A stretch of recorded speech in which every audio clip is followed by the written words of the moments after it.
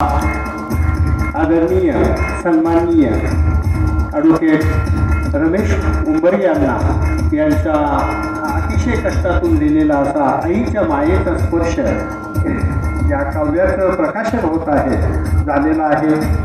आणि तदनंतर मी आजच्या कार्यक्रमाचे अध्यक्ष यांना विनंती करतो की आपण त्यांना सन्मानित करायचं आहे की अतिशय आयुष्यामध्ये की ते 100पर्यंत ते असंच कार्यरत राहणार आहे। त्यासाठी आपण सर्वांनी जोरदार आशीर्वाद रूपाने त्यांना टाळ्या वाजवून त्यांच्या हातून आणखी चांगलं लेखन व्हावं आणि समाजसेवा घडावी अशी ईश्वरचरणी प्रार्थना करण्यासाठी आपण सर्वांनी टाळ्याच्या गजरामध्ये त्यांना पुणेरी पगडी आणि पुष्पगुच्छ हे सर्व देऊन त्यांना सन्मानित करण्यात येत आहे। खरंच आजचा हा क्षण म्हणजे जे साक्षीदार आहात आपण ते भाग्याचा दिवस आहे, कारण त्यांनी एवढ्या कष्टातून लिहिलेलं हे पुस्तक आपल्या सगळ्यांच्या समोर प्रकाशित होत आहे।